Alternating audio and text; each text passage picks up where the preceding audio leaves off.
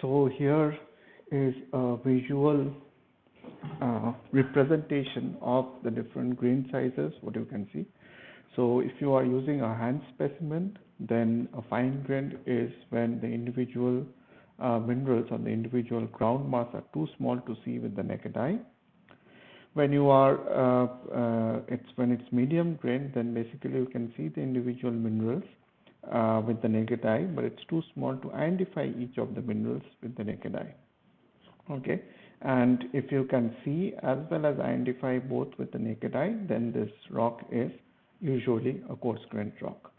On the other hand, on the thin section, of course, you can measure the sizes or the grain size of the different minerals, and you can differentiate between fine-grained, medium-grained, and coarse-grained minerals.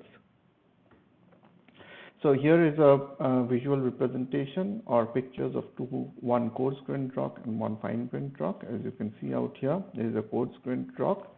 You can see the different minerals. If you take this piece in the hand, then you can identify the different minerals as well.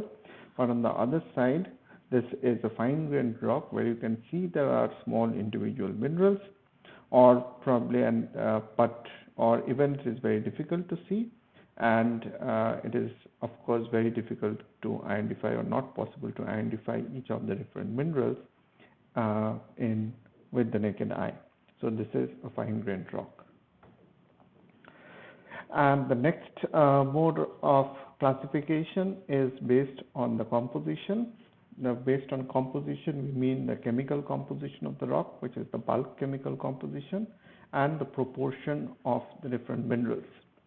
Okay, so what do we mean by chemical composition? So if we take a rock, if we crush them and make powder out of it, and we analyze with an instrument, then we can find each of the components or elemental composition in terms of the elemental oxides which the rock is composed of. Okay, so that is called the bulk chemical composition or the chemical composition out here. Okay, so the all igneous rocks are primarily composed of silicate minerals. Okay, so basically the SiO2 or silicon dioxide is one of the major, or definitely the major elemental oxide which you can find in a rock.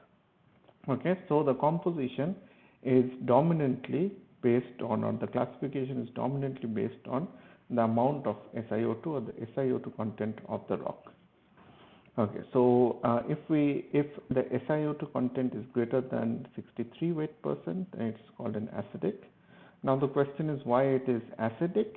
Now basically the term silicic acid was traditionally been used as a synonym for silica, and if it is strictly speaking, SiO2, which is out here, is actually the anhydride of orthosilicic acid, which is SiOH4 plus water.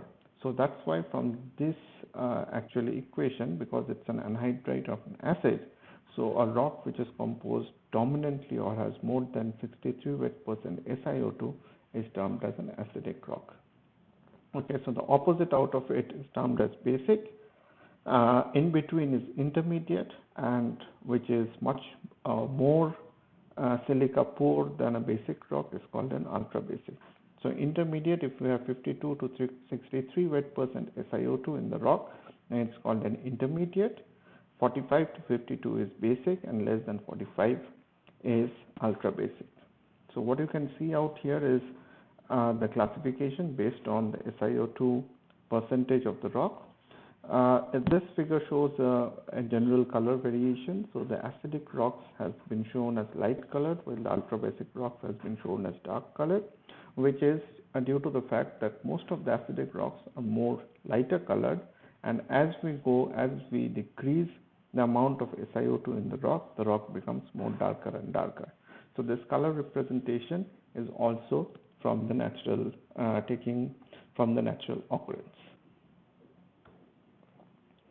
So here are a few rock types which are given out here. So it doesn't matter about the name at this point, but what you can see is the complete composition of the major elements are there. You can see the total is nearly 99 to 100, which means these are the major constituents of the rock, major as well as minor. Only some trace elements are present which are not given out here. So what is important out here is that you can see there is a variation of SiO2 contents which practically rises from here to as we move right. So what is most interesting to see, what I want you to note is that along with the change in the SiO2 content, there is also a systematic variation of the other oxides, for example, iron, magnesium, calcium, and sodium. Okay, what you see is that as the SiO2 increases, FeO content decreases, the magnesium content decreases, while the sodium and the potassium content increases and the calcium content also decreases.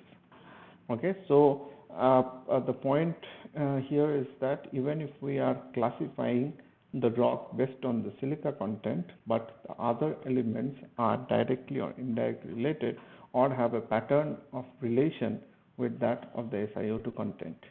So there is a strong relation, and why is it so? That we will come as we go on. Okay, so the next is the classification is based on the proportion of the minerals. Now, the proportion of the minerals are mostly used for phaneretic rocks, where the grain sizes or the grains can be individually identified and seen either in hand specimen or in microscope. Okay, so these are the two terms which are very commonly used. You have also come across it probably. One is the felsic and another is mafic. What do you mean by felsic? Felsic at least comes from the two terms, which is feldspar and silica. Feldspar, feldspar and silica actually felsic minerals, and the rocks which are dominant in feldspar and silica is actually the synonym for quartz out here. So the dominant minerals which are the rocks which are dominant in feldspar and quartz are actually felsic rocks. The mafic minerals comes from the term magnesium and ferric iron, which means that the minerals which are rich in magnesium and ferric iron are called mafic minerals, and the rocks which are rich in these mafic minerals are called mafic rocks. Okay, felsic rocks composed dominantly of felsic minerals, which are broadly equivalent to acidic and intermediate rocks, while the mafic rocks are far more mafic minerals or rich in mafic minerals than the felsic rocks, and which are broadly equivalent to basic rocks. And what are ultramafic rocks? Ultramafic rocks are rocks that consist greater than 90% mafic minerals and which are broadly equivalent to ultrabasic rocks. But the problem with these classifications is that there are different rocks which fall in one group, and there is not a distinct way of classifying. What you can see out here is this mafic felsic. We are just saying that it is more or less, but there is not a fixed percentage or a fixed number for saying that, well, it is a mafic rock and, well, this is a felsic rock. Okay, that's the reason there is the International Union of Geological Sciences, which is the IUGS, made some standard protocols for naming and classification of igneous rocks, which was first initiated in the 1960s. You can see it's not very early, it's pretty late. And then the classification is based on the presence of certain minerals. So most of the classification diagrams on the IUGS classification, which is now followed and maintained by all igneous petrologists or geologists throughout the world, are based on the presence of certain minerals. Yeah, and these classification diagrams are mostly triangular diagrams. Okay, so I have showed in the class that how you can plot on these triangular diagrams. If you have X, Y, and Z minerals in a rock, then you can, and you have these proportions normalized to 100%, proportions of X, Y, and Z normalized to 100%, and you have a triangle like this, then you can easily plot any proportion of X, Y, and Z. Okay, so there is another way of plotting this X, Y, and Z, which I explained very nicely in the class. You can also look up in the book in the references. It's pretty simple. It is based on the y by z ratio, x and the y by z ratio. So what we have out here are actually the first classification diagram, which is a very common use and called the QAP diagram. Okay, so let us concentrate on the top part. It's actually a QAPF diagram, but let us consider on the top part of the triangle, this top triangle QAP, and for the moment let's forget this lower part.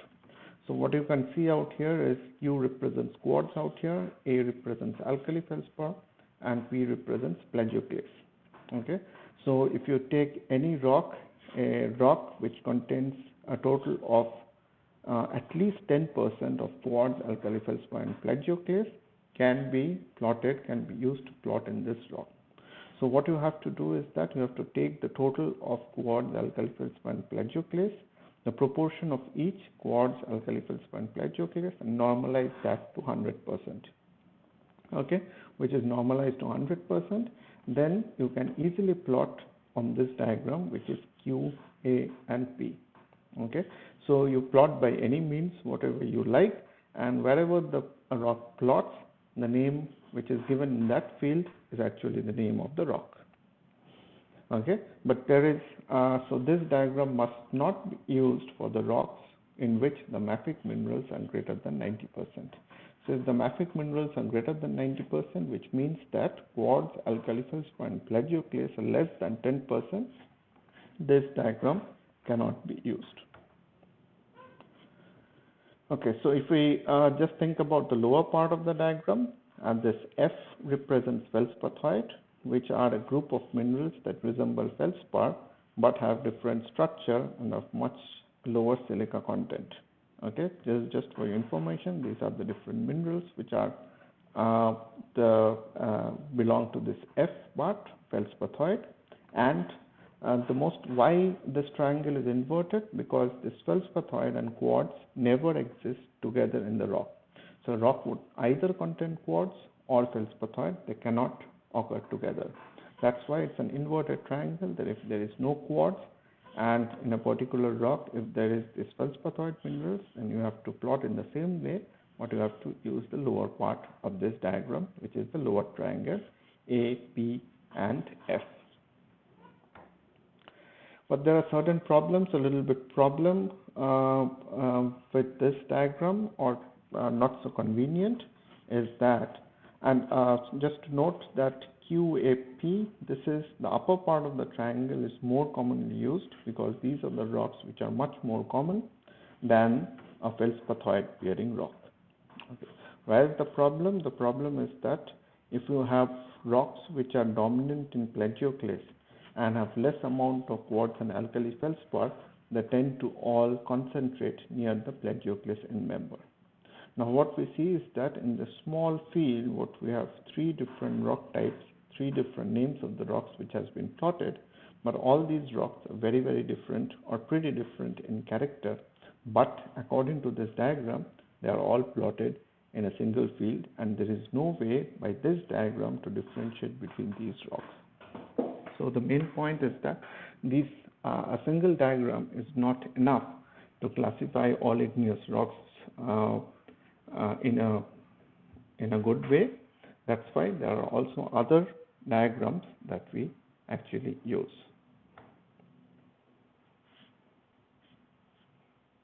So here is the classification diagram for mafic rocks. Okay, what is a mafic mineral? Which are dominantly consist of mafic minerals, which is pyroxene and olivine in this case. But along with these minerals is very commonly there is plagioclase. Okay, so if we have a rock which consists of plagioclase, either of the pyroxene and olivine, we can actually use this diagram to plot or to find out the name. Now, more specific, this diagram is also not so useful because we have commonly two types of pyroxenes, which by this diagram is difficult to, we cannot do that. We have to club both pyroxenes together. So, if when olivine is very less, So if a rock contains very less olivine and is more dominated by pyroxene and plagioclase, then we actually use sub-diagram which is based on plagioclase, orthopyroxene and clinopyroxene. So basically, if we have a rock which is more dominant in plagioclase and clinopyroxene, it's called a gabbro. On the other hand, if you have a rock which is dominant in plagioclase and orthopyroxene, it is called a norite. Okay, and now if you look at this lower part of this triangle, the main triangle, so this part represents that the plagioclase is very less, so less than 10%, and the rock is mostly dominant in pyroxene and olivine. So if plagioclase is less than 10%, which means that there is 90% mafic minerals, which is pyroxene and olivine, then we have to use a ultramafic classification diagram, which is for the ultramafic rocks. So here is a common or the most useful classification diagram for ultramafic rocks, which contains olivine, orthopyroxene and clinopyroxene. These are the most dominant minerals in all ultramafic rocks that we know of. Now what we see is that if a rock contains more than 90% olivine, it's called a dunite, right? If it contains more than 90% clinopyroxene, it's called a clinopyroxenite. Same with orthopyroxene, which is an orthopyroxenite. But more important terms which will come across is this term peridotite. Okay, so what is a peridotite? A rock which contains more than 40% of olivine. Okay, rest whatever it is present doesn't matter. If it contains more than 40% olivine, the rock is called a peridotite. And if it contains less than 40% olivine and more than 60% pyroxene, either clinopyroxene or orthopyroxene, these are called pyroxenite. So these are two broad divisions, peridotites and pyroxenites. Now within peridotites, there are four different groups. One is thunite, one is harzburgite, which is basically olivine and orthopyroxene. Verellite is olivine and clinopyroxene, and ledzolite is a common term used for both, which contains olivine as well as both clinopyroxene as orthopyroxene. Similarly, you can find out what are the names in the pyroxenites. So I won't explain this. This is a diagram which contains different minerals, a combination of different triangular diagrams to give you a better idea about what rocks are where. You can have a look, it's self-explanatory. Okay, so the last thing is that we were doing all these diagrams on the classifications were for phaneritic rocks. What is phaneritic rock? Where we can identify the different grains, different minerals which are present. Now for the aphanitic rocks, where it is hard to distinguish the individual minerals, which is mostly the volcanic rocks, what we do is we crush the rock, we find out the bulk composition as I said before, and calculate or find out the normative minerals, which is the norm calculation. So this will be, I won't detail on that. So this is a method of by finding out that what are the ideal minerals which would be there in a rock of a given composition. This will be taken by in your lab class. And when we find those ideal minerals, again we can plot on this QAP diagram, but what you can see is that the name changes. So the volcanic, the same composition or the same mineral assemblage, but if it is a volcanic rock and if it is a plutonic rock, which means if it is an aphanitic or if it is a phaneritic, then the names are different. For example, in the QAP diagram you saw granite out here, but in the for the aphanitic rocks this is called rhyolite. The same out here you find, if you go back you will find rocks which are named as granodiorite and tonalite. Out here it is a dacite. So you can look for these names. So the main thing is that if you have a quartz grained rock which is a phaneritic, then the names are different from the rocks which has an aphanitic texture. So here is the last slide for this segment. So another way of classification is that it's also very common. It's called a TAS diagram, that we were looking on only the x-axis previously, where we classified the rocks based on the SiO2 weight percentage and termed it as acidic, intermediate, basic, and ultra basic. Now if you put a y-axis to this diagram and plot Na2O plus K2O, which we have seen varies systematically with the change in SiO2 weight percent, then what we can divide this diagram into various rock types. Okay, so wherever it plots now out here in this diagram, that would be the name for that rock. This is based on the bulk chemical composition. But what you see out there is in this diagram, these names are all for aphanetic rocks. We can also use this diagram for phaneritic rocks if we find out the bulk composition, but the name would change. For example, if I go to this one, the rhyolite, and if we plot a phaneritic rock, this should be, the name should actually granite. Okay, so with this I end the first introduction part of the igneous petrology. Thanks for watching the video. I hope you liked it. Thank you. We will come up with new videos as we progress. Thank you.